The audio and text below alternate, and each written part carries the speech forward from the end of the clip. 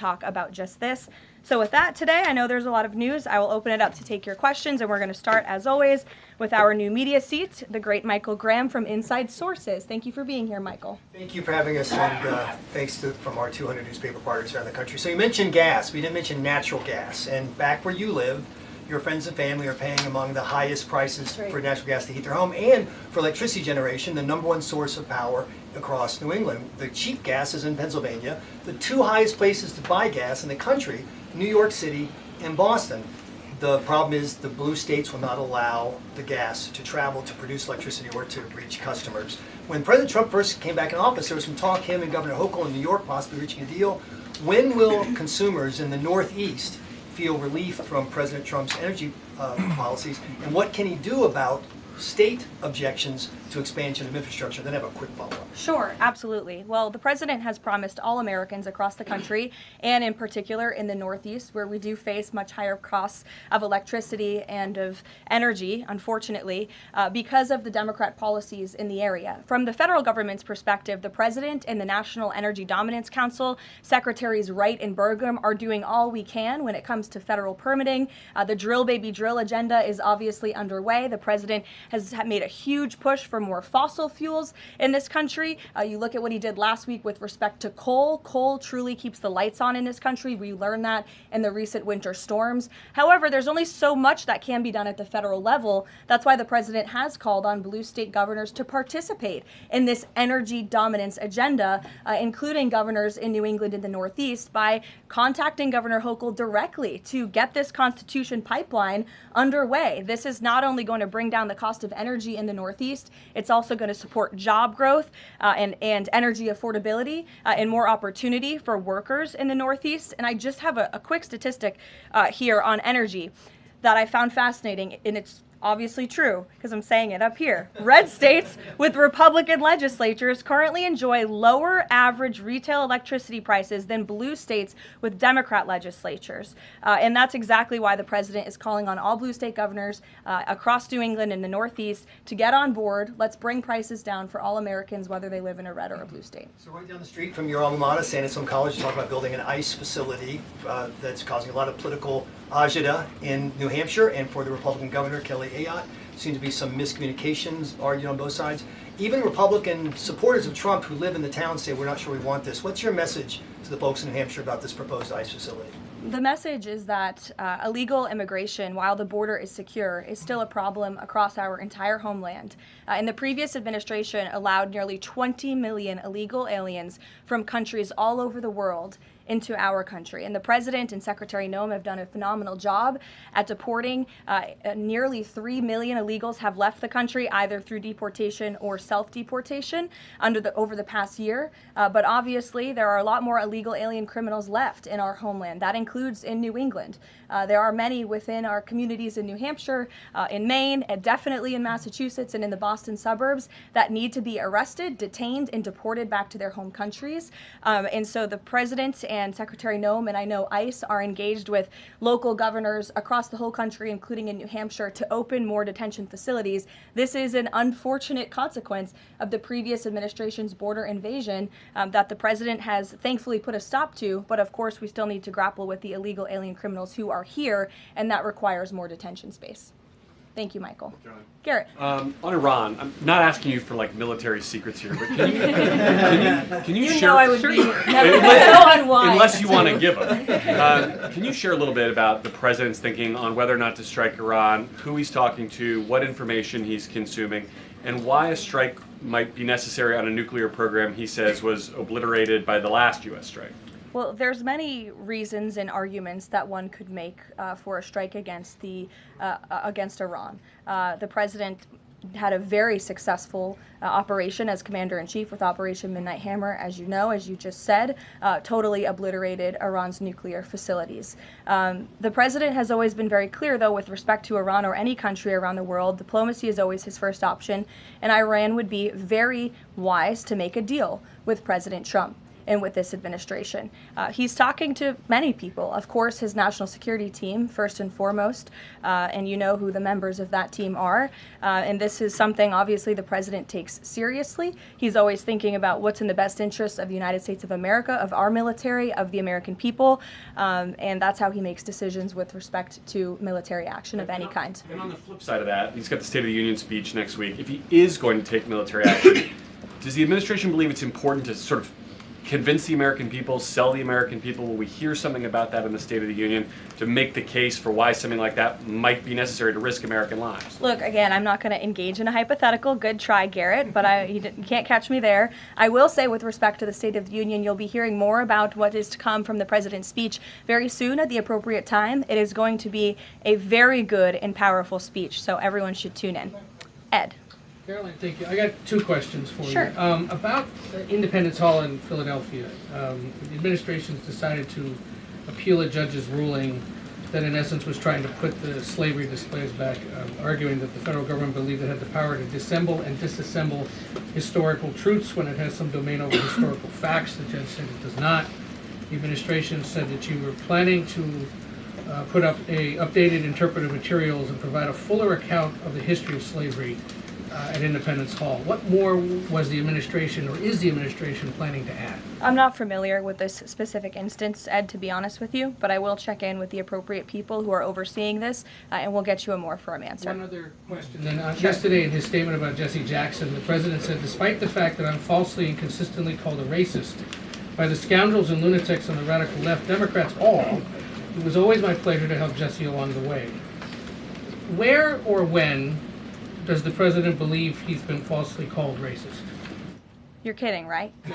I will pull you plethora of examples. I'm going to get my team in that room to start going through the internet of radical Democrats throughout the years, Ed, who have accused this president falsely of being a racist. And I'm sure there's many people in this room and on network television across the country who have accused him of the same. In fact, I know that because I've seen it with my own eyes. And the president very much looks forward to having an event later this afternoon at 3 p.m. to celebrate Black History Month and to talk about how his policies are advancing opportunity and prosperity for all Americans through record tax cuts, through the Trump accounts that all Americans can access regardless of race. These are a great thing for the next generation of Americans. The president has also awarded hundreds of millions of dollars in additional funding to strengthen educational outcomes at historically Black colleges and universities across the country. Again, the president is protecting the hard-earned benefits of the 2.4 million Black veterans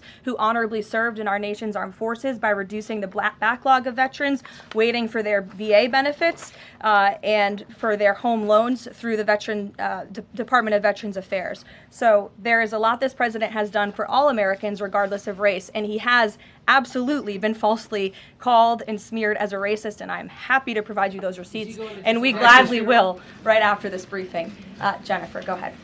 You mentioned the $5 billion in pledges for the Board of Peace. Will we be able to get a breakdown of which countries are providing each of those pledges? Yes. And which countries are providing troops? Sure. We're happy to provide that breakdown, and I'm also happy to provide the list of countries that will be attending tomorrow. I know it's more than 20 countries. I know there's a lot of interest in that. I'll spare myself reading you the list of 20 countries from the podium, but we will provide it, and the president will be opening the meeting tomorrow with remarks, and will sort of formally be chairing the meeting at the beginning before he departs for Georgia tomorrow. And then on the sewage spill, the sewage pipe that broke on the Potomac, can you give us an update on the federal government's response? And officials have told CBS that some of that aging infrastructure is a concern, that this particular pipe wasn't even of the most urgent concern. Do you know if the government is looking into which other pipes could be at risk of collapsing? Well, the next step in this process is for any of the three local jurisdictions involved, whether that's the Commonwealth of Virginia, the state of Maryland and Governor Moore, or the District of Columbia, to step forward and to ask the federal government for help and to ask for the Stafford Act to be implemented here so that the federal government can go and take control of this local infrastructure that has been abandoned and neglected by Governor Moore in Maryland for far too long. In fact, it's no secret that Maryland's water and infrastructure have been in dire need of repair particular, their infrastructure has received a nearly failing grade in the 2025 report card from the American Society of Civil Engineers. This is the same grade they've received 5 years earlier. There has been no improvement under the leadership of Governor Moore. He's clearly shown he's incapable of fixing this problem, which is why President Trump and the federal government are standing by to step in. And for all of the environmentalists in the room and across the District of Columbia, let's all hope and pray that this governor does the right thing and ask President Trump to get involved, because it will be an ecological and environmental disaster if the federal government does not step in to help. But of course, we need the state and local jurisdictions to make that formal request. That's part of the legal process to move forward. Peter. So you said that any of the three Democrats just need to ask. A few minutes ago, Maryland's Governor Wes Moore asked. He said, if the president wants me to ask nicely, our response is this: please, Mr. President, do your job. To which I say, I'll ask the president and we will provide you with the next steps. But in all seriousness, the federal government has been preparing plans. The White House has been in contact with FEMA, with the Army Corps of Engineers, with the Environmental Protection Agency. Again, we've been standing by. This is a problem we want to fix, not just for the federal government, but for everyone who lives in the District of Columbia, including all of you. So you're welcome. To your point about that, there are a lot of events coming up for America 250. The president wants people from all over to come to the nation's capital. Is he worried that by the summer, the Potomac River will still smell like poop? He is worried about that, which is why the federal government wants to fix it, and we hope that the local authorities will cooperate with us in doing so. Steve. So what will the $5 billion be used for in Board of Peace, and will that be sort of a down payment for much more money? You'll be hearing more about that tomorrow at the meeting. If you recall, at the first meeting when we were in Davos, Jared Kushner did provide a very detailed PowerPoint presentation for the vision of Gaza, the reconstruction and the humanitarian efforts, of course, providing local security on the ground. That will be part of the discussion tomorrow, is how can we maintain security? First, you must achieve security to get to prosperity, which is sort of the second part of this plan. So you'll be hearing more about that tomorrow, but I would just point out $5 billion worth of investment. We're talking about reconstructing Gaza. I remember when those words came from the president's lips in the East Room many months ago, and all of you in the press were bewildered at how the president could have such an ambitious goal of rebuilding Gaza, which is obviously a place that has been just turmoiled by violence and chaos for many, many years. But we are well underway in doing that, and it's a historic accomplishment for this president. Secondly, is the president seeing enough progress in the Iran talks to let negotiations go a little further? I mean, where do things stand after yesterday's talks? I think you heard from the administration and the State Department yesterday that there was a little bit of progress made, but we're still very far apart on some issues. I believe the Iranians are expected to come back to us with some more detail in the next couple of weeks, and so the president will continue to watch how this plays out. Sure. Follow up on that. Thank you, Caroline. On these Iran talks, I mean, how much time is the president willing to give it before he is seriously maybe considering military action? Is he willing to give it that full 2 weeks? And has he given the Iranian officials a deadline on when he wants to see a deal? It's a fair question, Rachel, but I'm not going to set deadlines on behalf of the president of the United States from up here. And then just one more on the shutdown. We're now in this partial shutdown over DHS funding. Has the president personally spoken to the Democratic leaders in Congress? Can we expect to see them at the White House to try to make a deal on this? Not to my knowledge. He hasn't had any direct conversation or correspondence with Democrat lawmakers recently. It doesn't mean he's not willing to. I'm just not aware of any conversations that have taken place. I do know the White House and the president's representatives have been in direct conversations with both Democrats and Republicans, but of course, Democrats are the reason that the Department of Homeland Security is currently shut down. They have chosen to act against the American people for political reasons, and now we have FEMA workers, the men and women of the United States Coast Guard, men and women of TSA who keep our airports moving, who will be working without paychecks for no good reason other than the Democrats wanting to pick a fight with Donald Trump. And the president thinks that is irresponsible and despicable. He wants the government to be open. We've been engaged in good faith negotiations with the Democrats. Last night they sent over a counter proposal that frankly was very unserious, and we hope they get serious very soon because Americans are going to be impacted by this. Sure. Thanks, Caroline. President Trump has talked about a forthcoming executive order on voter ID. Is there more details you can provide about for that, and Can you talk about any steps that you're taking to overcome core challenges that you've kind of faced in this area before on voting? Well, as the president said in that Truth Social post, he's discussing and exploring legal options for a potential executive order with respect to voter ID, but this is something he's made very clear he wants Congress to get done. The Save America Act is a common sense piece of legislation that has now passed the House of Representatives to ensure that voter ID is a requirement in the United States of America. This is a common sense policy that nearly 90% of the country agrees with. You need an ID to go and purchase alcohol. You need an ID to go to the library and check out a book. And so the president thinks you should have an ID to vote in our nation's elections. And I know the vast majority of Americans agree with him on that. And he wants Congress to move quickly to get it done. Thank you so much. Cuba something? Sure. On Cuba, it's increasingly being described as a humanitarian crisis. What is a successful outcome for the U.S. that the U.S. wants to see in Cuba? Is there anything less than regime change that would be considered success? I think, as Secretary Rubio has articulated and the president himself, we obviously want to see flourishing and prosperous democracies all over the world, especially in our own hemisphere. I'm not dictating any actions the United States may take to get there, but of course that's in the United States' best interest to have Cuba be a truly free and prosperous democracy. Unfortunately, right now, that is not the case. They are a regime that is falling, their country is collapsing, and that's why we believe it's in their best interest to make very dramatic changes very soon, and we'll see what they decide to do.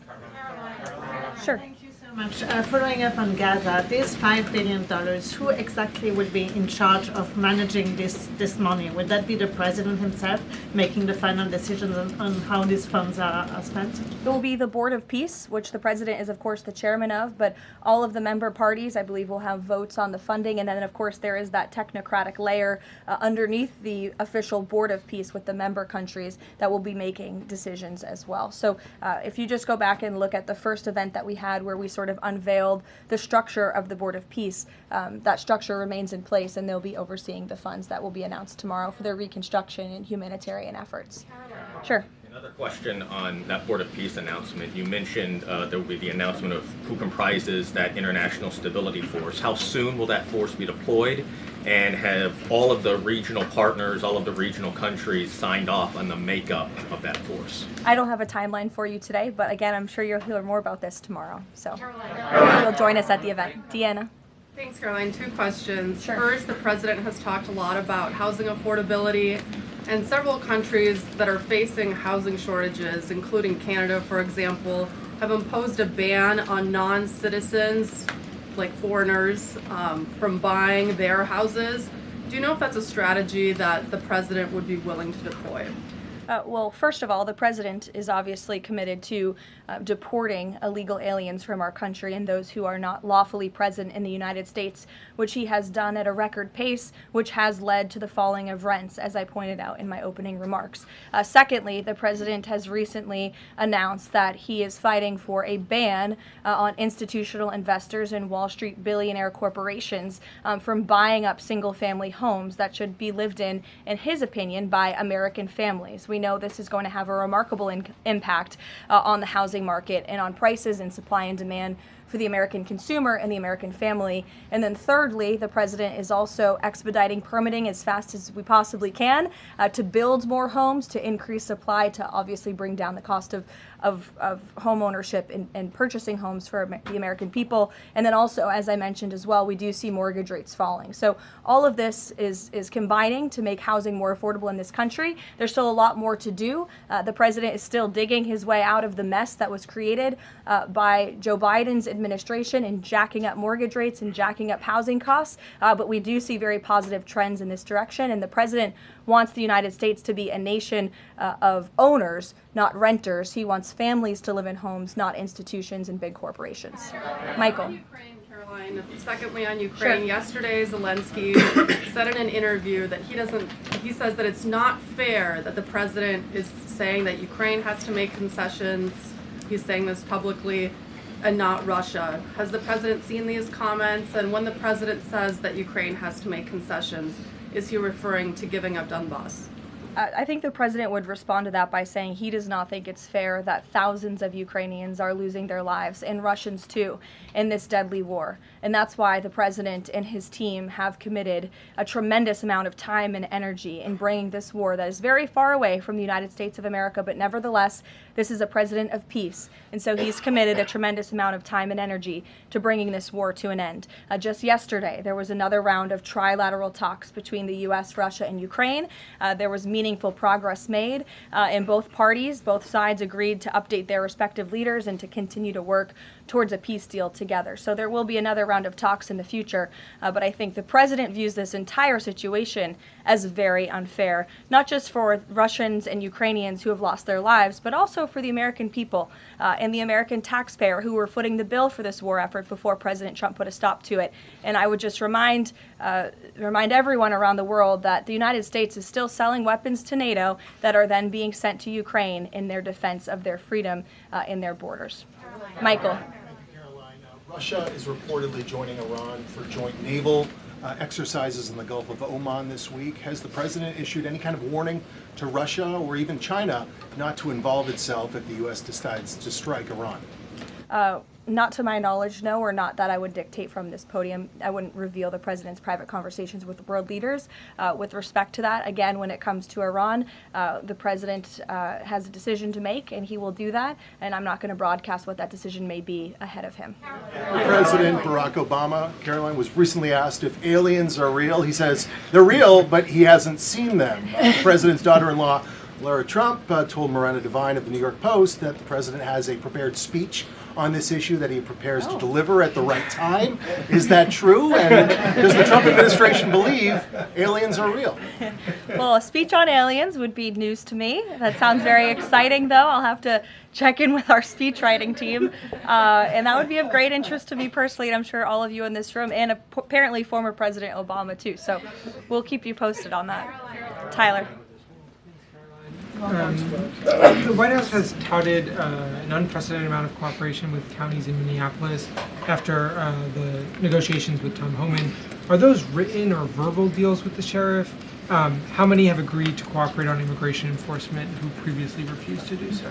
Yeah, the last time I spoke with Mr. Homan, which was just a few days ago, he assured us that nearly every single county in the state of Minnesota has agreed to notify ICE when they are releasing criminal illegal aliens from their jails. This is an unprecedented level of cooperation that we have not seen. It has led to not only cooperation to detain illegal aliens in Minnesota, which just this past week I have looked at the list. They've detained some very heinous people who none of you would want living in your communities, but has also led to a much more calm situation on the ground. We've also seen, and you've seen this with your own eyes play out, the local police and the state police have now cooperated in the arrests of left-wing agitators and criminals who are unlawfully obstructing immigration enforcement in their efforts. So this is a huge win, and again, the president sent Mr. Homan to Minnesota to do a job, and he has done it well, and I think the situation on the ground proves that.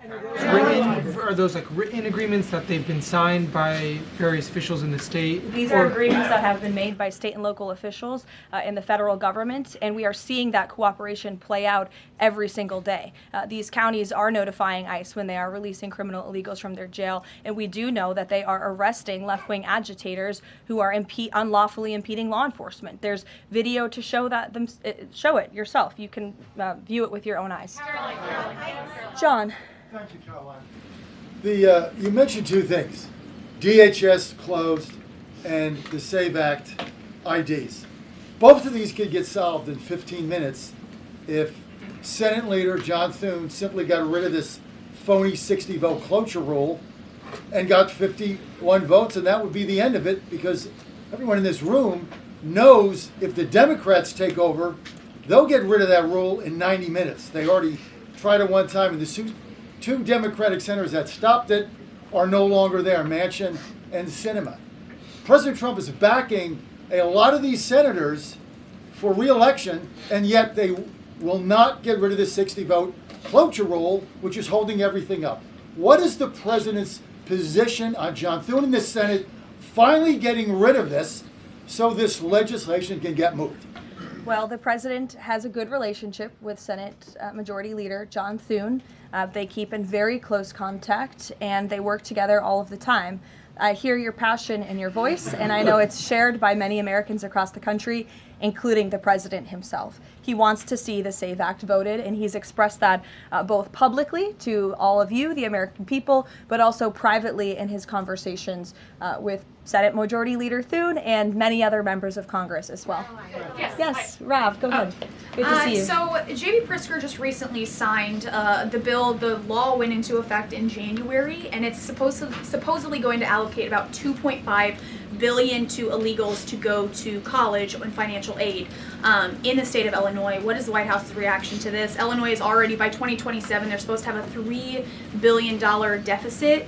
What's your reaction to that? Yeah, we'll have to take a look at that. I would say the president certainly thinks that Governor Pritzker is not doing a very good job of managing his state, as evidenced by not only the waste, fraud, and abuse, but also the crime in the city of Chicago that unfortunately Governor Pritzker has refused to pick up the phone and call the White House and ask for help on, which is something his residents want him to do, but he refuses to do for political reasons. As for the specific money, we'll take a look and get you an answer. You're welcome. John. Thanks a lot, Caroline. Two questions. One is about the president's trip to Georgia tomorrow. If you can provide some additional information about that, why Northwest Georgia was chosen for this particular trip, for instance. Sure. Well, Georgia is obviously a very important state to the president and to the Republican Party, and the president loves the people of Georgia. He'll be touring, like I said, a steel facility, and then he'll also be stopping by another local business, and he will be giving remarks on affordability, on the economy, on all of the great economic news that I just shared with you earlier. He'll be meeting and greeting with everyday Americans, and that's what the president loves to do, to get out across the country, and he's spoken about his intention to go across the country a lot more, and obviously tomorrow's trip is evidence of that. Secondly, last week, as you know, big event that took place in the Roosevelt Room, the president announcing that the EPA has repealed these federal limits on emissions for cars, trucks, and power plants. And in the president's presentation, he mentioned that American families will save $2,500 for a new car or truck. Where is the promise coming from automakers that they're going to pass along their savings to those families all across the country? It's a great question, John. That was an economic analysis that was provided to the president, and I'd be happy to provide that to you so you can take a look yourself. But I'm glad you brought up the president's announcement last week, because this is one of the largest deregulatory actions ever taken in the United States of America. And overall, it's going to save our country $1.3 trillion in regulatory burdens that have really done nothing for our country, nothing for our environment, nothing for our economy. In fact, this announcement received widespread and bipartisan praise. I think I recall seeing the editorial board of the Washington Post, of all places, even commending the president and Administrator Zeldin for this historic action last week. So there's no doubt it is going to save the American consumer money, and I'd be happy to provide that specific economic analysis to you. Sure, in the middle, go ahead. Yes. Thank you. Governor Moore in Maryland signed a bill that is ending the law enforcement cooperation with ICE. And by doing that, a lot of local sheriffs are not happy, and in fact, they met today in Annapolis to come up with illegal action. What is the message of the White House to those sheriffs and to the residents of Maryland? Well, first of all, it's another despicable action by Governor Wes Moore. Why would you prevent your state and local law enforcement from cooperating with federal law enforcement? If you just ask them, to your point, if you ask a sheriff across the country if they want to have that level of cooperation and coordination with the federal government, of course they do. It makes their jobs easier. It keeps them out of hostile and dangerous environments. It allows them to detain illegal alien criminals who have committed heinous crimes in our country with the most safe circumstances possible. So the president, of course, continues to always stand on the side of law enforcement, and this is another just horrible and frankly political action taken by Governor Wes Moore, and unfortunately the people of his state are going to reap the consequences of it. Sure. Thank you, Caroline. President Trump just said on Truth Social that it would be a big mistake for the UK to hand over control of Chagos Islands to Mauritius. But the State Department earlier this week has said the U.S. does support that handover. So does this post now suggest that the U.S. does not, or that President Trump had changed his mind on this? The post should be taken as the policy of the Trump administration. It's coming straight from the horse's mouth. When you see it on Truth Social, you know it's directly from President Trump. That's the beauty of this president and his transparency and relaying this administration's policies to all of you and to the rest of the world. Carrie, go ahead. There's been a series of walkouts from public school students that have been sort of provoked by a number of public school administrators. What are your thoughts on this? What's the administration's thoughts on this? Will they be taking any actions on these walkouts against ICE?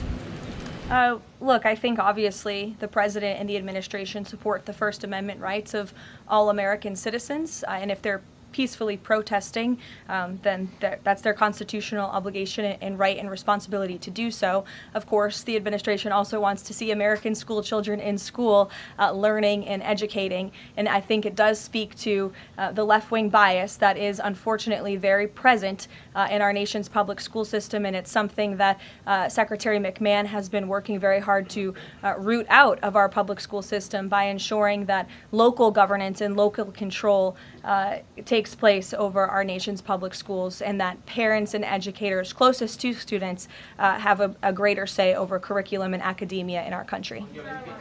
Take a couple more. Go ahead. Thank you, Caroline. The Vatican announced earlier today that they would not be joining the Board of Peace initiatives over concerns that it could potentially compete with the United Nations over handling crisis conflicts. What's the White House's response to that? Yeah, look, we saw that. I think it's deeply unfortunate. I don't think that peace should be partisan or political or controversial. And of course, the administration wants all those who were invited to join the Board of Peace to join. Because again, the Board of Peace is overseeing the reconstruction of a territory that has been plagued with violence, with bloodshed, with poverty for far too long. And this president has a very bold and ambitious plan and vision to rebuild and reconstruct Gaza, which is well underway because of the Board of Peace. This is a legitimate organization where there are tens of member countries from around the world, and we think that's an unfortunate decision. In the back, sure. I'll go to both of you, sure. Okay. Go ahead, and then Jake, you can go. Caroline, can you tell me, is there an update regarding the tariff rebate checks that the White House has promised? I don't have an update for you on timeline, but I know that it's something that the president and his economic team continue to very seriously discuss. Thank you, Caroline. I've got two questions. First, does the president see some sort of religious or prophetic component to the unfolding developments in the Middle East? I haven't spoken to him about that particular perspective, to be honest with you, but of course the president wants peace for all people of all faiths all around the world, and that's part of his push to create peace in the Middle East, which he has done successfully. And my second question is, as his popularity rises around the world, and especially in regions where he's invested so much effort in promoting peace and ending wars, do you think we might be watching the emergence of a global MAGA movement?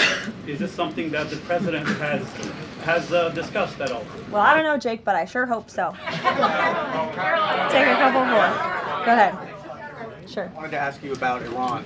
As the U.S. military builds up around Iran, is President Trump coordinating war plans with Israel so that if he does decide to strike, that Israel will be a part of those strikes? Look, I don't have any specifics on the president's recent conversations with Israel. As you know, Prime Minister Netanyahu was just here at the White House last week or the week before. But again, with respect to Iran, there was some progress made yesterday. There are still a lot of details to discuss, and we'll continue to see how this plays out. You know, the United States government, of course, is always in close communication and correspondence with the state of Israel, and that starts right at the top with the president and Prime Minister Netanyahu themselves. One more. Go ahead. Last week we saw the underlying affidavit for the search warrant that was executed in Fulton County, and there was not any mention in that document about foreign election interference in the 2020 election. I'm wondering if DNI Gabbard has uncovered that in Georgia or in Puerto Rico, where we know her team was sent as well? I don't have any updates for you on that today. I would defer you to the director's office herself. Karoline, Sure. a few questions. One on the president's schedule today. It says he has signing time. What is he signing today? Are we expecting executive orders or actions? That's the first question. And then second, the Wall Street Journal is reporting that a U.S. arms sale package for Taiwan is in limbo. Can you just confirm this reporting / offer any additional comment? And how concerned is the administration that if an arms deal with Taiwan went through, that this could disrupt the China-U.S. Trade truce? Sure. Well, I haven't read the full Wall Street Journal report. I will just say with respect to an arms sale to Taiwan, I don't have any announcements or updates on that for you today. And to your first question about what the president will be signing, he will be signing an executive order, which you will all be hearing about later this afternoon, and you will see him in 1 hour at the Black History Month reception. We'll see you there. Thank you.